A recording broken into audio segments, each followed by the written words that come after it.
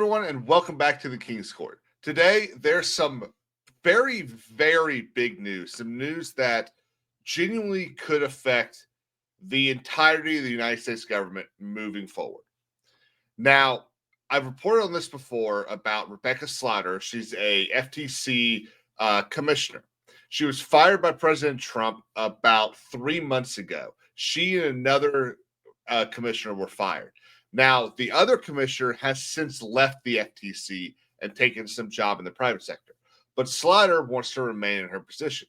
And she sued President Trump, saying, "You do not have the right to fire me. You can only, under the charter that created the FTC, Congress created rules for how you could fire or why you could fire FTC commissioners. And policy disagreement is not one of them. The two main reasons that you can fire an FTC commissioner are negligence or malfeasance in office.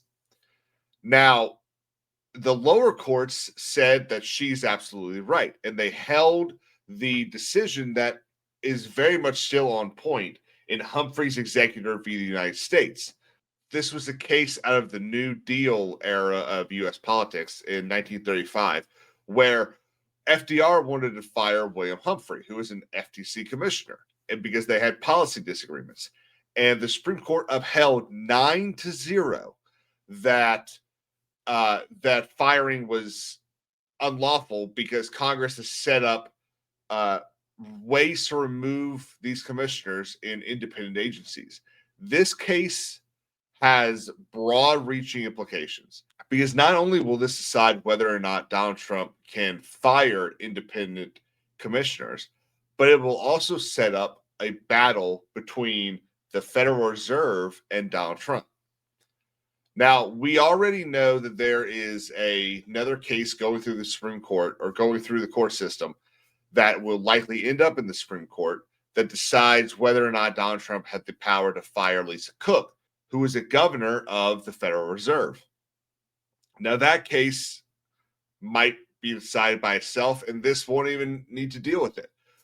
But what we have here is a chance to basically bring equality to a bunch of different federal jobs. So right now, Donald Trump can fire any political appointee that he makes with basically no reason needed. But these independent agencies, the FTC, the Federal Reserve, and there's like 3 or 4 others I can't really remember off the top of my head, their commissioners and their political appointees, even though they're not technically political appointees, but they are appointed by the president, they're confirmed by the Senate. Everything is the exact same for any secretary or any other political appointee, but they're just appointed to these independent agencies. So they have, in theory, different protections from being fired. But this has broad-reaching implications to all of that.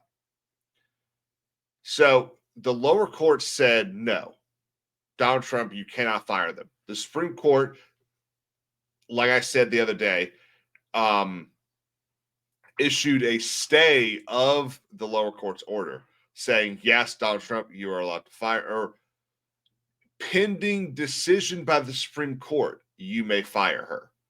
So what's interesting about this is it's very much in line with when Court of Appeals or the Supreme Court issues a stay. They usually only issue a stay if there's going to be irreparable harm to the moving party, or they believe the moving party is likely to win on the merits.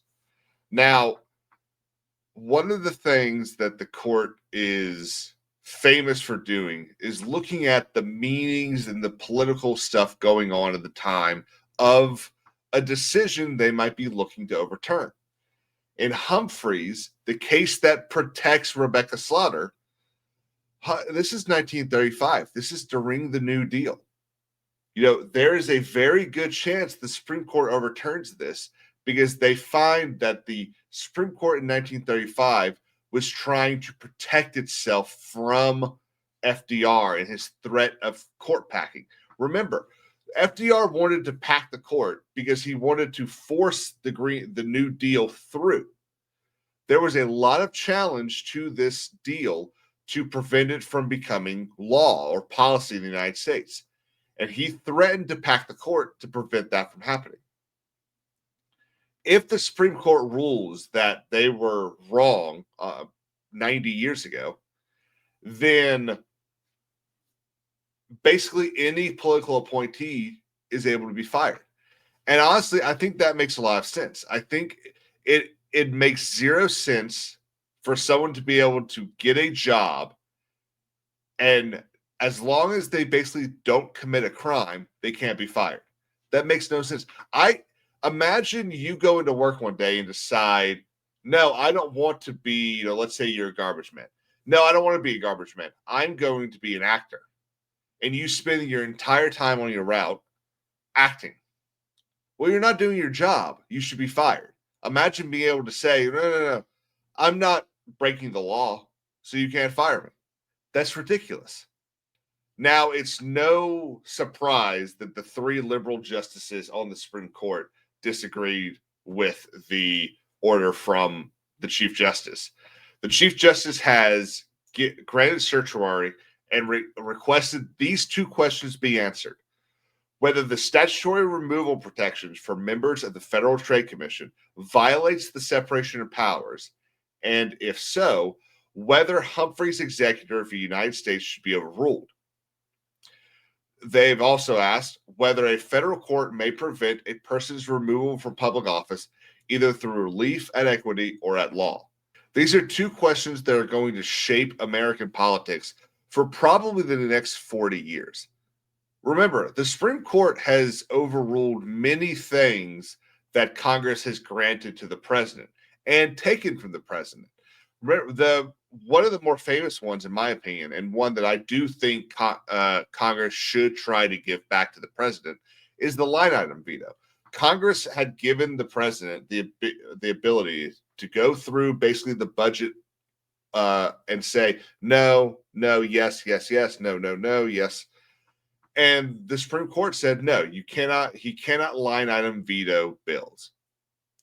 I think that should come back. I think the line item veto is a good thing. It would allow some of these bills to actually be passed in a lot smaller capacity than they are now, but we'll see. It would have to be a constitutional amendment, honestly. So this is a big deal. This is something that I'm going to be following. The order does tell them to have everything ready for the December arguing period. So they'll argue in December, and then we'll likely get a decision next June. June is when they tend to drop their bigger decisions. And this is so far going to be the biggest decision of the term. Guys, thank you all so much for watching. Don't forget to like, subscribe. Don't forget to leave a comment. Let me know what you think. And I'll see y'all next time.